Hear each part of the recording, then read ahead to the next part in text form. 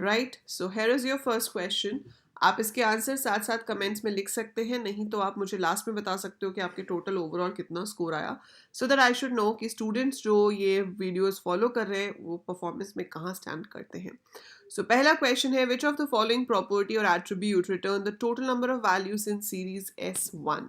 तो total number of values कितनी है आपके पास एक सीरीज के अंदर, उसके लिए जो एट्रीब्यूट है उसका नाम होता है size. So size is the attribute. तो साइज बताता है that how many values we have in a series. Next question is, which of the following returns number of non-nan values। so size जो है वो सारी की सारी values को बताता है, ठीक है। it does not ignore the nan values। nan क्या होता है, not a number, but we have a function called count। तो आप series का नाम dot count and round brackets लगा सकते हो because it's a method, it's not an attribute, it is a method। तो series dot count आपको बताएगा कि कितनी non-nan values हैं। अगर उसमें nan है तो वो count नहीं होगा। Next question is, write the output of the following. So आपको ऐसे कोड दिया होगा और आपको पूछ सकते हैं कि बताओ इसका आउटपुट क्या होगा। तो S1 यहाँ पे हमने एक सीरीज क्रिएट की है, pd.series 1479 is your data. Index में लिया गया है range 1, 8, 3 and then we are printing series. So data तो आपके पास हो गया 1479। सो जब आप प्रिंट करते हो एक सीरीज को तो लेफ्ट साइड पे हमेशा आपका प्रिंट होता है इंडेक्स, राइट साइड पे प्रिंट होती हैं वैल्यूज। तो ए तो आंसर नहीं हो सकता क्योंकि यहाँ लेफ्ट पे वैल्यूज आ रही हैं। So values must be on the right hand side, इधर, ठीक है। और इस तरफ होना चाहिए आपका इंडेक्स। तो इंडेक्स के लिए लिखा है रेंज। तो 1 से शुरू होगा, 1 + 3 4, 4 + 3 7। सो 1 4 7 एंड मेक श्योर कि number of data values and number of index values same होनी चाहिए। अगर सेम नहीं है तो वो एरर जनरेट करेगा। सो यहाँ पे 3 ही आपके पास डेटा में थे, 3 ही रेंज में आ रहे थे, तो that is perfectly fine. If the number is different, it's going to generate an error. Next question है, import pandas as PD। Again हम एक सीरीज बना रहे हैं, पर इस बार हमने रेंज को यूज किया है डेटा जनरेट करने के लिए, और इंडेक्स जनरेट हो रहा है as an x for x in AEIOU। मतलब 5 इंडेक्स है मेरे पास, AEIOU, तो 5 अल्फाबेट्स। तो ये तो हो नहीं सकता, ठीक है। अब देखते हैं कि ये हो सकता है या नहीं, because we need exactly 5 values for data. 31 आपका स्टार्ट है, स्टॉप है 2, स्टेप है -6। तो 31 में से -6 करेंगे तो क्या आएगा, 25, ठीक है जी। 25 में से -6 करेंगे तो क्या आएगा, 19, फाइन। 19 - 6 is 13, 13 - 6 is 7। 5 वैल्यूज हो गई। अब अगर 7 - 6 होता है तो हमारे पास 1 आता है which is outside the range, तो हम रुक जाएंगे।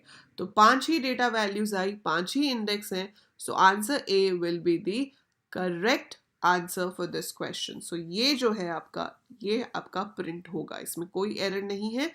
This code is perfect and it's going to print this value. Which of the following are valid operations on series named S1। जब आपके पास एक सीरीज होती है और आप उसमें +2 लिखते हो, इसे कहते हैं स्केलर एडिशन। तो अगर मेरे पास ये वैल्यूज 3, 3, 7, 9, 0, 1, 2 इंडेक्स है, +2 करेंगे तो ये 5 बन जाएगा, ये 9 बन जाएगा, ये 11 बन जाएगा। मतलब हर एक वैल्यू के अंदर 2 ऐड हो जाएगा। मल्टीप्लाई 2 करोगे तो हर इंडिविजुअल वैल्यू 2 से मल्टीप्लाई हो जाएगी। 2 स्टार का मतलब होता है रेज टू द पावर, मतलब सारी values raise to the power 2 हो जाएंगी। तो इसका आंसर जो सही है वो है डी, ऑल ऑफ दीज। तीनों ऑपरेशंस वैलिड हैं, ये तीनों काम हम कर सकते हैं। अगला क्वेश्चन, व्हेन यू प्रिंट और display any series then the left most column is showing index values. मैंने अभी आपको बताया कि लेफ्ट साइड पे इंडेक्स शो होता है और राइट साइड पे डेटा शो होता है। सो लेफ्ट साइड पे क्या शो होता है, index. So left shows the index. Data frame created from single series has dash column. अगर आप एक सीरीज से डेटा फ्रेम क्रिएट करते हो तो उसके अंदर ऑब्वियसली एक ही कॉलम होगा। So it will have 1 column and उतनी रोज जितनी सीरीज में वैल्यूज थी। We can add a new row to a data frame using which method? So आप एक डेटा फ्रेम में नई रो ऐड कर सकते हो यूजिंग add and lock। तो यहाँ ऑप्शंस में कभी अगर पेपर में ऐसे आ जाए तो आपको यहाँ पर कोई एक चूज करनी है, तो उस केस में बेनिफिट ऑफ डाउट में आपने दोनों में से कोई भी चूज किया होगा तो आपको सही मिलेगा मार्क्स। लेकिन इसका जो सही आंसर है, हम ऐड से भी चूज कर सकते हैं और लॉक से भी कर सकते हैं। तो यहाँ पर एक ऑप्शन होनी चाहिए थी both A and C. To delete a row, the parameter access of function drop is assigned the value. So जब आप drop यूज करते हो delete करने के लिए तो by default access 0 होता है. That means drop by default row को delete करता है. If you want to delete the column तो आपको 1 लेना पड़ता है. So column delete करने के लिए we have to treat access as 1. ठीक है, लेकिन 2 कभी होता ही नहीं है. Now you have to consider you have a data frame containing year-wise sales figure for 5 sale persons.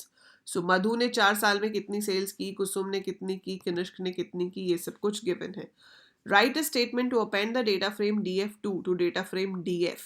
So आपको DF के पीछे DF2 को अटैच करना है. Append the data frame DF2. So DF2 को अटैच करना है किसके पीछे? DF के पीछे. So we have a command for that. Command का नाम है append.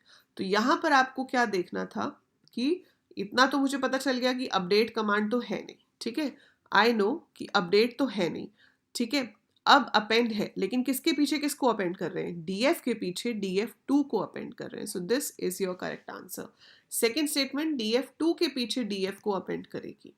Right. Write a statement to display the sales made by all sales person in the year 2017. तो आपको 2017 में जितनी भी सेल्स हुई हैं वो सारी शो करनी है. तो उसके लिए वैलिड स्टेटमेंट कौन सी है? सो ऑब्वियसली जो साफ साफ दिख रही है वो ये वाली, बी वाली बिल्कुल सही है. Print DF 2017. तो इससे 2017 कॉलम वाली वैल्यूज जो हैं सारी वो प्रिंट हो जाएंगी. पर मैं इस तरीके से भी प्रिंट कर सकती हूँ. I can write df.lock. पहले रोज लिखते हैं फिर कॉलम लिखते हैं. कोलन का मतलब है सारी रोज दिखानी है. किस कॉलम के लिए दिखानी है? 2017 के लिए. So all rows have to be shown for this particular column. So correct answer over here will be both of the above. So both of the above is the correct answer of this question. Raman was caught in the case of cheating, so his boss decided to set his sales of all years to 0. Help him to write the correct code for same. So आपको रमन के सारे years जितने भी 4 साल हैं सबकी सारी की सारी सेल्स को क्या करना है? 0 करना है. तो इसमें से कौन सी स्टेटमेंट सही रहेगी? तो जो स्टेटमेंट सही रहेगी वो होगी ऑप्शन सी. आप डिक्शनरी तो ऐसे लिख ही नहीं सकते. This is not a way to write a dictionary. तो ये तो कमांड ही गलत है. आप एक लिस्ट को असाइन नहीं कर सकते. यहाँ पर एरर आ जाएगा क्योंकि df.lock रमन में 4 वैल्यूज हैं और आप दे रहे हो 1. तो 4 वैल्यूज की जगह पर 1 देंगे तो एरर आ जाएगा. लेकिन जब हम स्केलर वैल्यू को असाइन करते हैं तो वो अपने आप पूरी की पूरी लिस्ट में 0 0 0 पुट कर देता है. तो C is the correct answer. Write the statement to delete 2 columns having column label as 2017 and 2016. So आपको ये 2 कॉलम्स को डिलीट कराना है. सो पहली चीज, ड्रॉप बाय डिफॉल्ट किसको डिलीट करता है? रोज को. सो ड्रॉप का काम है रोज को डिलीट करना बाय डिफॉल्ट. तो ये वाला तो हो ही नहीं सकता क्योंकि बाय डिफॉल्ट रोज डिलीट होती हैं. एक्सेस इज इक्वल टू 0 दे दिया तो भी भैया होंगी तो रोज ही. कॉलम्स कब होते हैं? जब एक्सेस इज इक्वल टू 1 दिया जाता है. सो df.drop 2017, 2016 axis is equal to 1. This is the correct answer. So ये हमेशा स्क्वायर ब्रैकेट के अंदर दिया जाएगा बिकॉज आप लिस्ट ऑफ कॉलम्स दे रहे हो और एक्सेस 1 है जो बता रहा है कि हमें कॉलम्स डिलीट करने हैं, रोज डिलीट नहीं करनी. Next, which of the following attribute of data frame display the dimension of the data frame? It's a very easy question. So आपके पास डायमेंशन दिखाने के लिए जो एट्रीब्यूट है उसका नाम है ndim. So ndim is the one which is used to show the dimension. Which of the following display the last n rows from the data frame? Data frame में से आखिर की n रोज दिखानी है आपको. तो पहली बात तो ये हेड और टेल जिसमें h और t कैपिटल है ये तो वैलिड ही नहीं है क्योंकि पाइथन केस सेंसिटिव है. तो कैपिटल h और कैपिटल टे वाला कोई फंक्शन ही नहीं होता. सो बचा हमारे पास tail. So yes, tail is a function. So अगर स्मॉल हेड होता तो वो ऊपर से n रोज दिखाता. स्मॉल में टेल है तो वो लास्ट की n रोज दिखाएगा. So correct answer is tail in all small letters. By default plot function plots a. So अगर मैं plt.plot लिख के छोड़ देती हूँ तो वो कौन सा ग्राफ बनाता है by default? So it creates the line graph by default. So by default जो ग्राफ क्रिएट होता है उसको हम लाइन ग्राफ कहते हैं. हिस्टोग्राम बनाने के लिए हिस्ट होता है. बार ग्राफ बनाने के लिए बार होता है इन स्मॉल लेटर्स. पाई बनाने के लिए पाई होता है in small letters. So bye default plot function plots a line. Which of the following pie plot function is used to set the values on x-axis? तो x-axis पे आपको values set करनी है. You have to set the values. तो उसके लिए हमारे पास x-tix नाम का फंक्शन है. x लेबल होता है x एक्सेस की हेडिंग दिखाने के लिए, लेकिन उस पर जो जैसे नाम लिखे हुए आ रहे होते हैं अरविंद, प्रिया, वो जो वैल्यूज हैं वो होती हैं x ticks. So we call them x ticks. ठीक है, सो उसे हम x टिक्स कहते हैं, ये आप याद रखोगे. If we have a series type object S1 we can call the plot method by. कैसे कॉल कर सकते हैं सीरीज के साथ प्लॉट मेथड को? We can write S1 dot plot. We can not write like this, इसमें कोई sign ही नहीं है और प्लॉट S1 भी नहीं होता. सो क्लियरली बहुत ही इजी क्वेश्चन है. S1 dot plot is your correct answer. Which argument of bar lets you set the thickness of the bar? So the name of the attribute which will help you to set the thickness of the bar is width. So आपके बार की width कितनी होनी चाहिए वो आप बता सकते हो while drawing a bar graph. So जितनी आप उसकी width दोगे that would be the thickness of the bar graph. Which function is used to display a figure or a chart?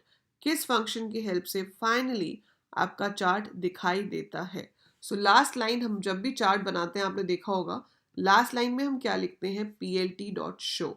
So plt.show, yes, this is the line which shows you the graph or the chart at the end. So these were the questions for this video. ऐसे ही अगली video में हम कुछ और questions करेंगे. So we will be doing more questions like this.